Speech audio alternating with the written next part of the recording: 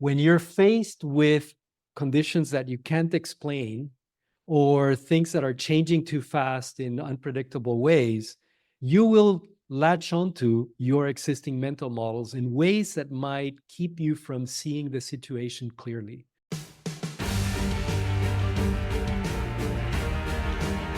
You're listening to Traction Heroes, digging in to get results with Harry Max and Jorge Arango.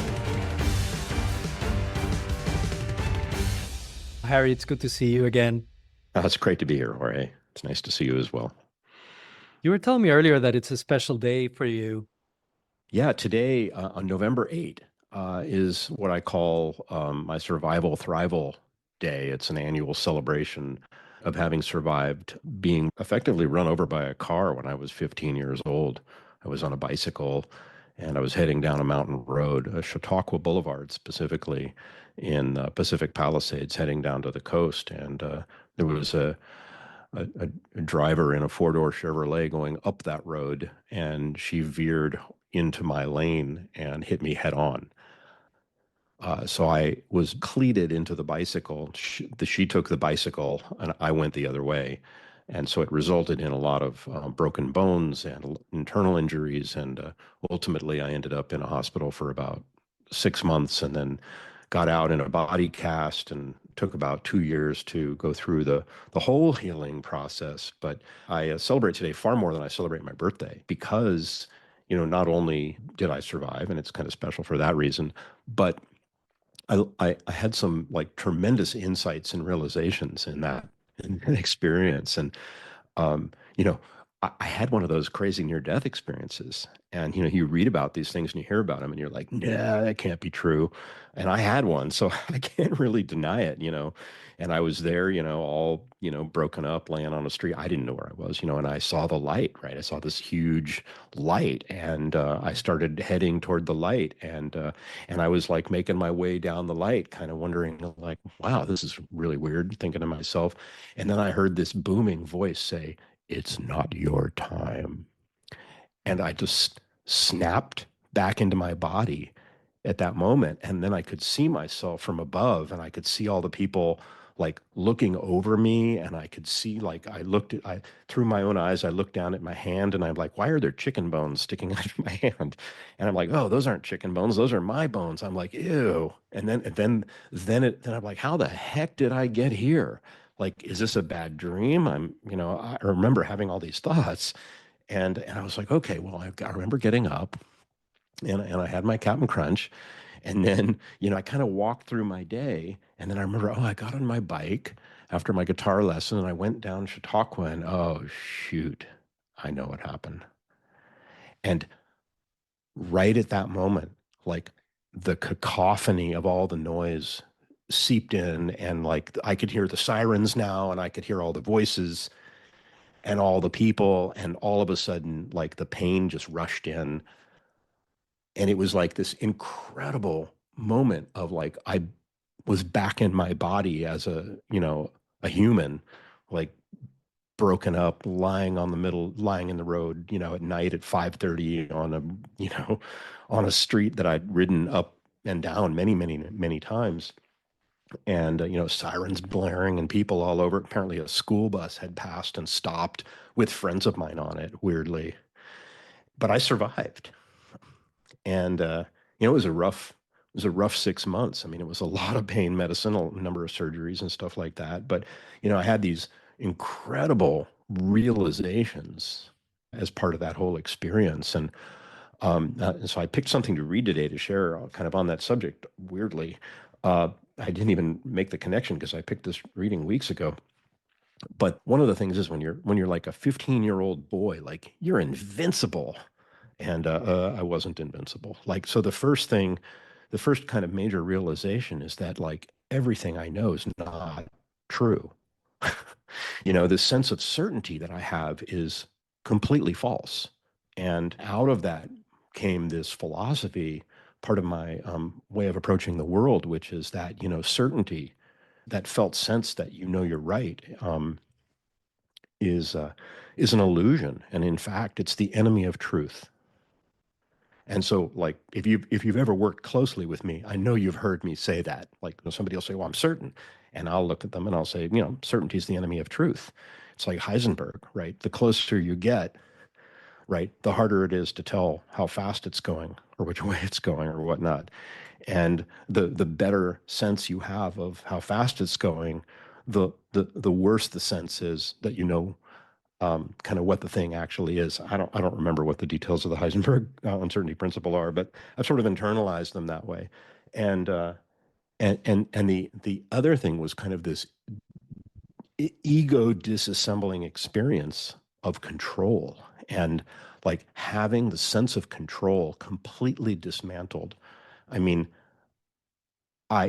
before the accident, I thought I had some semblance of control of things. And after years of processing and reflecting on the accident, I realized that, control is a complete illusion.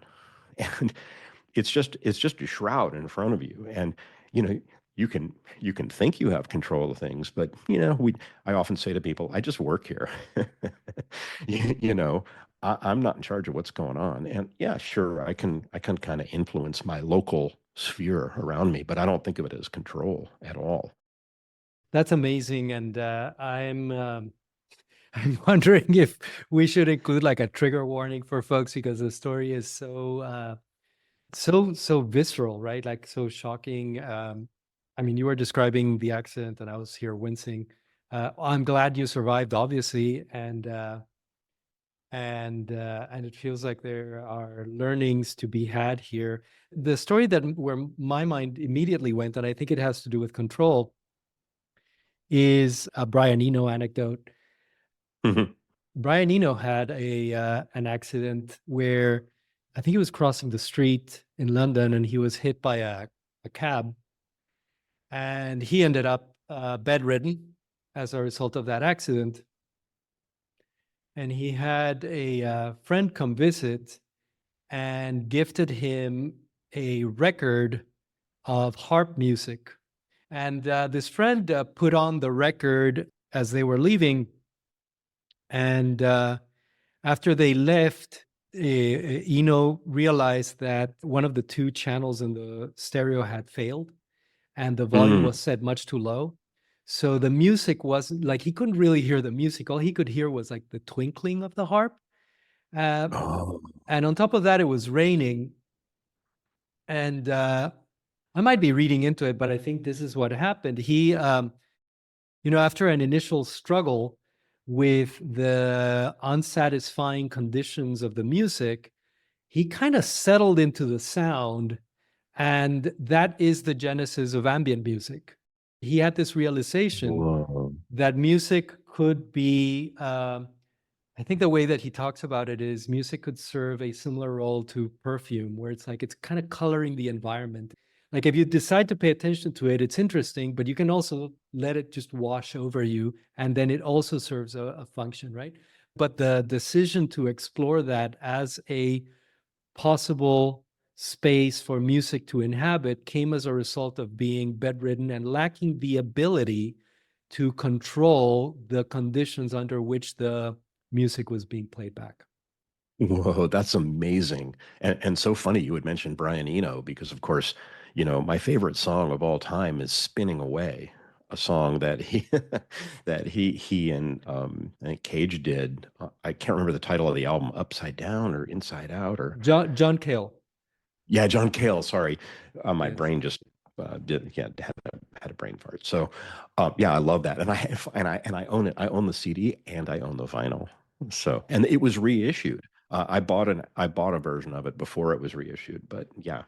Well, we didn't plan on this, but that is one of my favorite songs as well, to the point Oh, where I used to have the lyrics to that song printed and tacked on a board in my office. no way. Yeah. Unbelievable. So maybe we should be playing that for your November 8th being reborn celebration, because it's a good song for that too. I mean, we won't get into it, but you mentioned that that you have a reading to share with us. I'm really curious about that. Yeah, totally. And I didn't do my homework, so I don't remember the author because I didn't look it up, but we'll have to add that in. But I won't tell you what the book is until after I'm done, because in the spirit of what you did to me last time. And it's not too long, so here goes. The unprecedented is necessarily unrecognizable. When we encounter something unprecedented, we automatically interpret it through the lenses of familiar categories, thereby rendering invisible precisely that which is unprecedented. A classic example is the notion of the horseless carriage, to which people reverted when confronted with unprecedented facts of the automobile. The tragic illustration is the encounter between the indigenous people and the first Spanish conquerors.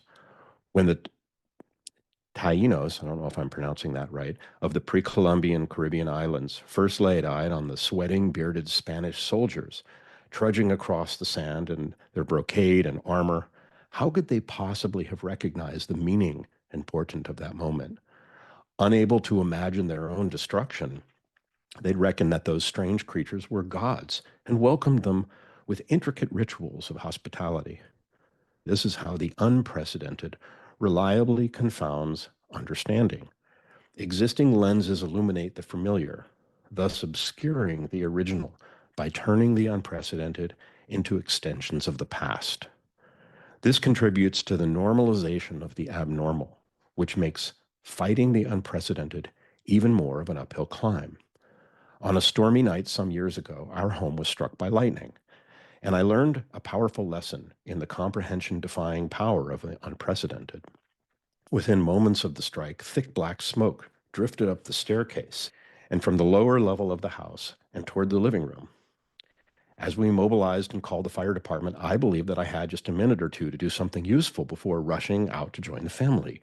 First, I ran upstairs and closed all the bedroom doors to protect them from smoke damage. Next, I tore back downstairs into the living room where I gathered up all of our family photo albums as I could carry them outside on a covered porch for safety.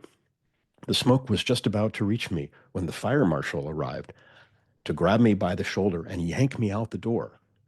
We stood in the driving rain where, to my astonishment, we watched the house explode in flames. I learned many things from the fire, but amongst the most important was the unrecognizability of the unprecedented.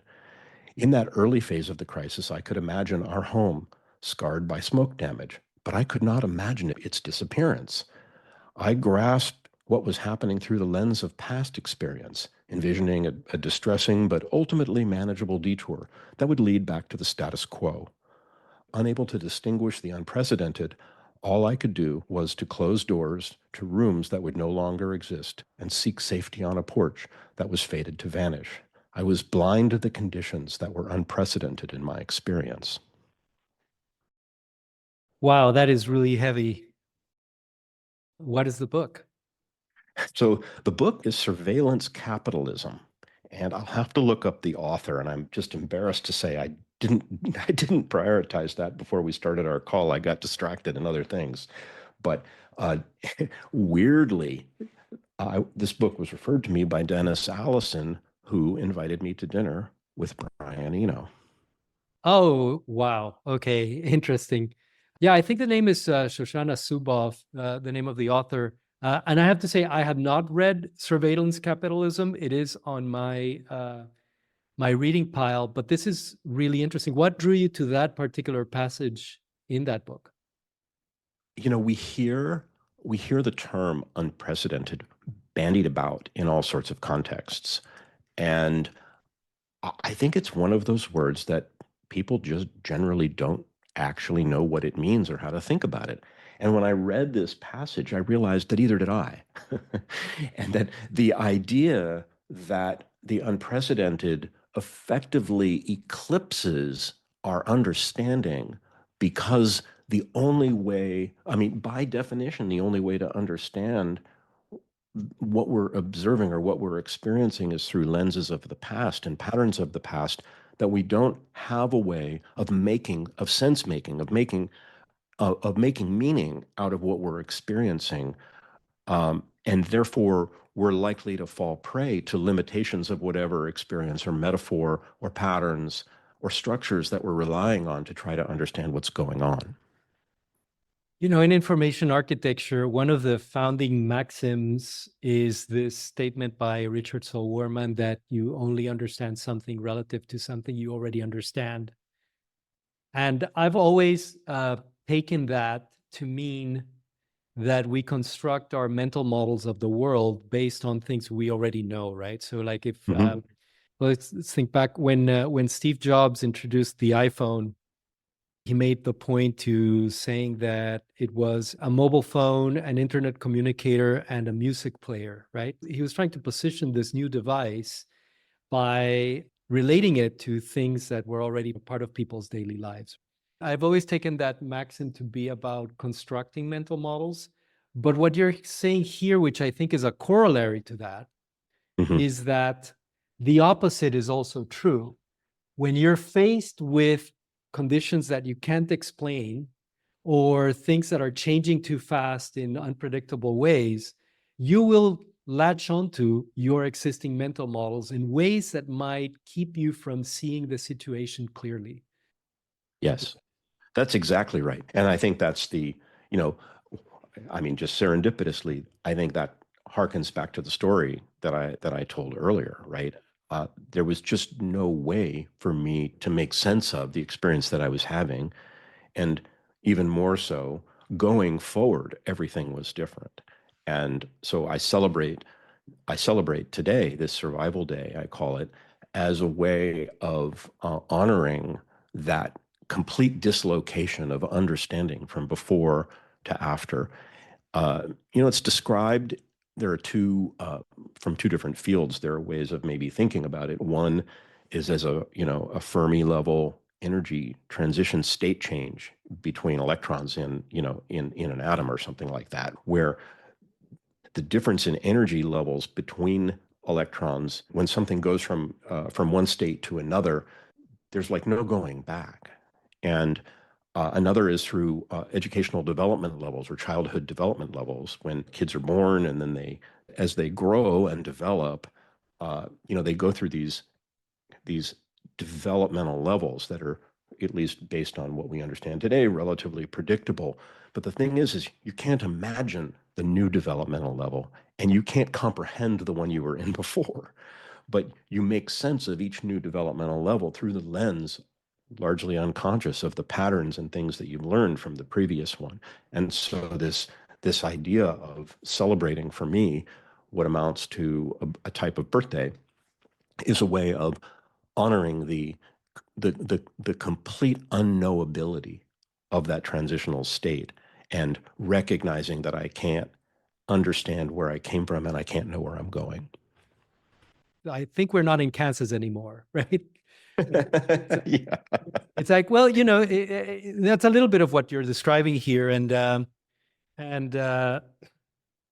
the image, the very visceral image of you looking at your hands and thinking that you were looking at chicken bones because you had never experienced seeing your own bones outside of your body, right? Yeah. Weird. It's like we're not in Kansas anymore, right? Yeah, totally. An idea that comes to mind, and I was hoping to actually read this text in one of our conversations, but since we're talking about it now, I might just bring it up, is this notion of beginner's mind that is talked about in Buddhism, right? And by beginner's mind, he means someone who is not an expert, someone who is just getting started, let's say in a craft, like you're learning to paint with watercolors, right? You're going to make a lot of what we call rookie mistakes, which is a way of saying you're exploring the possibility space of that medium somehow.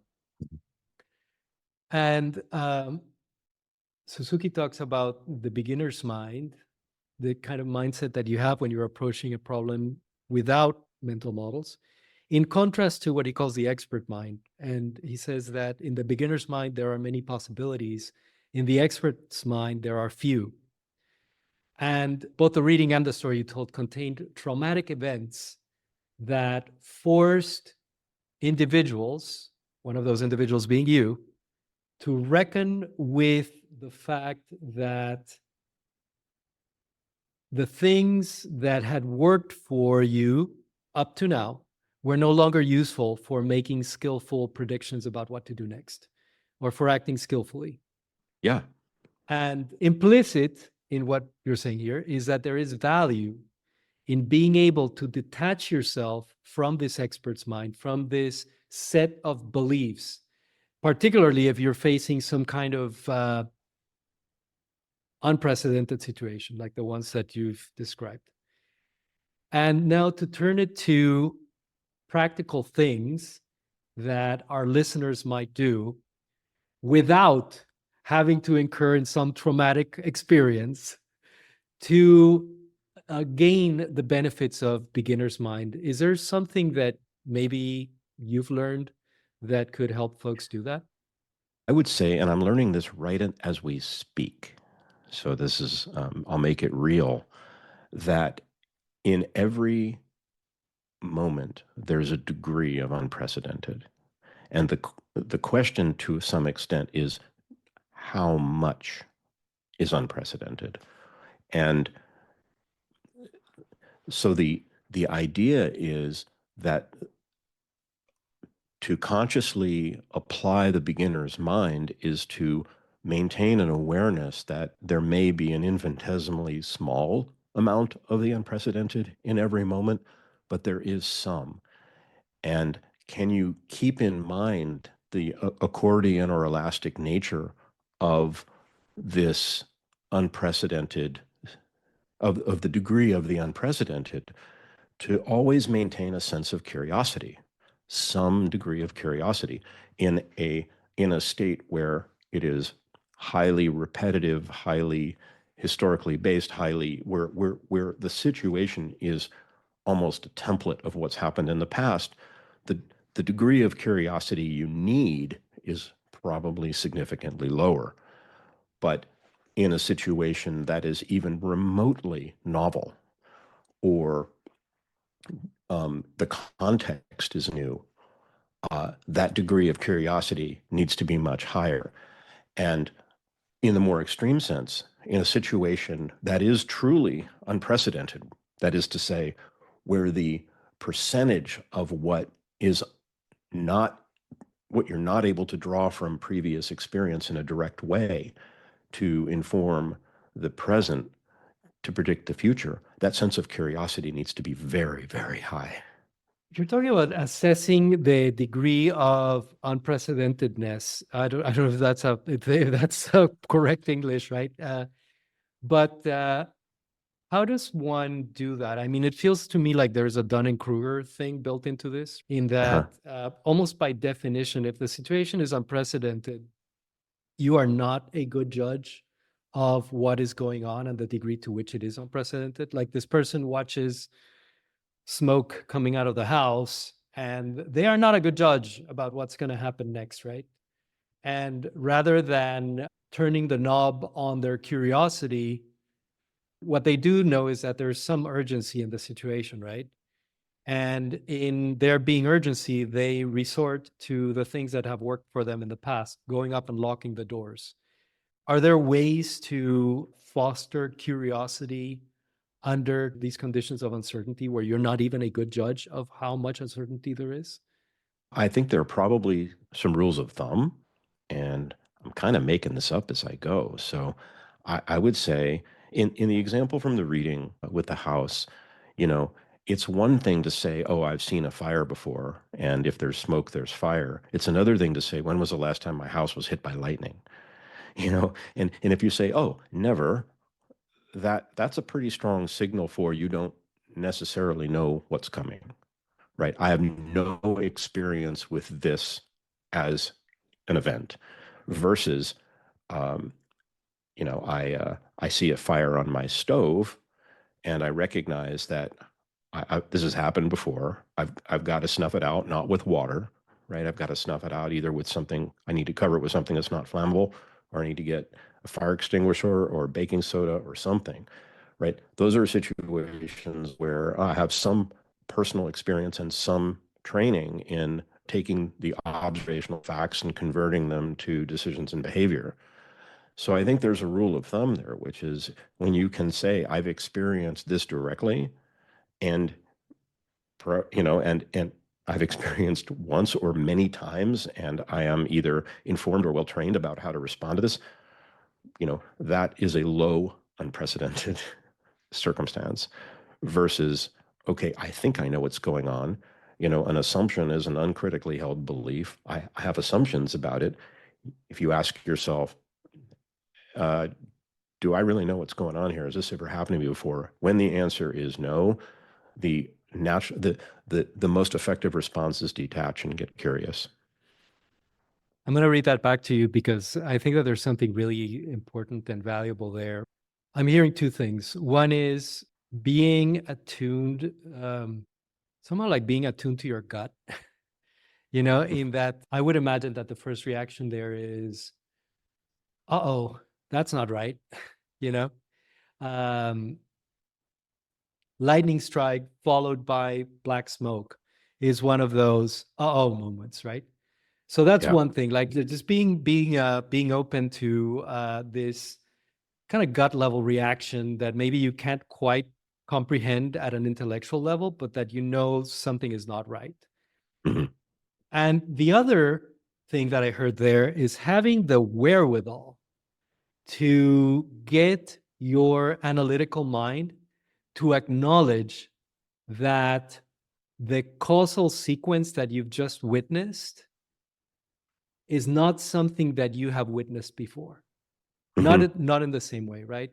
And to try to bring it home to folks, because I would expect that there's a lot of situations in business where this kind of thing happens, where your gut goes, oh, that can't be good, right? And then you immediately start looking for explanations in ways that you understand, perhaps Mhm. at the expense of what is actually in front of your eyes. This so vividly reminds me of an experience I had driving on Highway 17. Robert Montoy, who's an executive at IBM, I think at Research, was the lead chip designer at HAL Computer Systems, and I worked at HAL Computer Systems in Campbell, California. And we were driving on Highway 17, and we heard this big, big bang and saw what looked like an accident in front of us, but in the oncoming lanes, there's a cement divider so that the 3 lanes on our side and the 2 lanes on the other, um, no, not likely there was going to be anything bad that happened. But shortly after that big bang, a semi tire, like a truck wheel, like big, like tall, right, bounced across the oncoming lanes over the cement divider, bounced right in front of our car, and then kept going and then went off the road. And without missing a beat, Robert turned to me and said, I've not encountered this before. And I was just like dumbstruck at both the experience of it and the presence of his reaction. You know, um, I probably haven't thought of that experience since, 1992 when it happened. That's amazing, and I think that we might be giving listeners shivers talking about all these traffic accidents. But let's try to bring it to a close at a practical place. Mhm. And hearing you describe that story, well, yeah, that was my initial reaction, was to say, wow, that takes a lot of presence of mind to almost get into such a, that would be a devastating accident as well, right? And having the presence of mind to formulate that question is something that I suspect is a mix of both kind of an innate character, but also it might be something that can be trained. And I don't know if you have any recommendations for folks to maybe get. I think you talked about getting your ego out of the equation, and again, Yeah. short of being in an actual life-threatening situation. Uh, what can folks do to gain the presence of mind to inhabit that kind of space? Maybe something that you got from your life-altering experience at 15. Well, I mean, practically speaking, I mean, the trick is to detach. That's the first trick. And I follow the instructions of one of my mentors who says, if you want to detach, just quickly picture yourself as if you're looking at the top of your own head. Can you see the top of your own head? That practice immediately removes you being associated from your own emotions. You can't look at the top of your own head with your imagination and be associated in your emotions at the same time, according to him. And I have found that to be true. And so when I need to pop out of a situation and see it from above, so to speak, that's the practice that I engage in.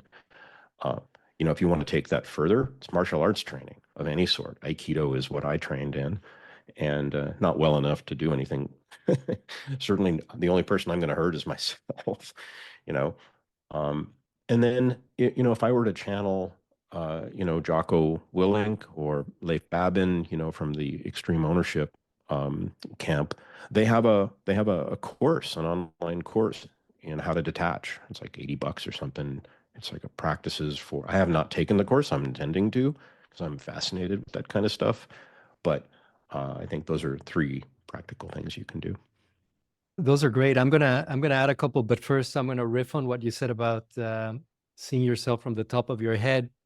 What immediately came to mind there is that folks who are perhaps a bit younger than you and I, who grew up with first-person shooter video games, might be at an advantage here. Mm-hmm. Because one of the Yeah, moves you right. can do there is you can switch from the first-person view to this behind-the-head view, right? So like Yeah. maybe keep that in mind, that you can do that IRL, right? Like you can like envision yourself from the third-person point of view.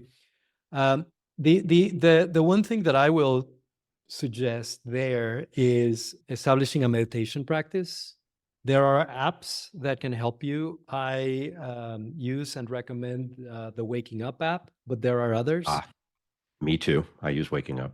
I do 20 minutes every morning. It's the first thing I do every day before I start my day. And part of the idea there, I mean, there's nothing mystical or I'm going to use the word spiritual in air quotes. There's nothing like spiritual about it. What it really is an exercise in observing the workings of the mind. Like we're so caught up, particularly those of us who work in the, let's call them like the knowledge professions. We tend to live so much in our head, and we have this ongoing chatter. And I find meditation useful as a way to step back from that and remind myself, well, even the word myself is kind of questionable in this context, right? But just like take a step back and experience consciousness kind of at a baseline level. I can't say that I can do this effectively. It's a practice, right? Like it's called practice for a reason. But I have found that useful, and just very specifically, ways in which I found it useful. I used to be very reactive when something went wrong, right? And I fortunately haven't had anything as traumatic as the experiences you described happen to me, but I have had obviously accidents. I've had arguments with my spouse or getting upset at my kids or whatever, right? And the meditation practice has helped me become more aware of what's happening with my system.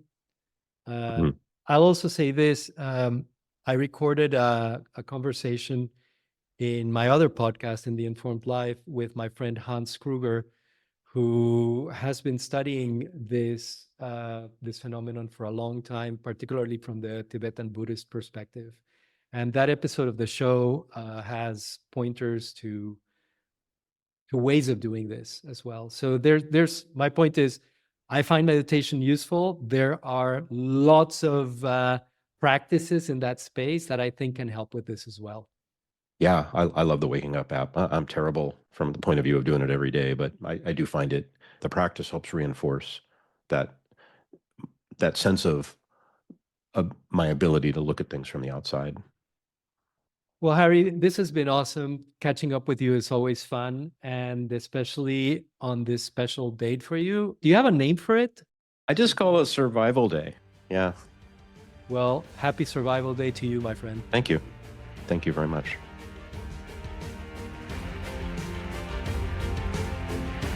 Thank you for listening to Traction Heroes with Harry Max and Jorge Arango. Check out the show notes at tractionheroes.com. And if you enjoyed the show, please leave us a rating in Apple's Podcasts app. Thanks.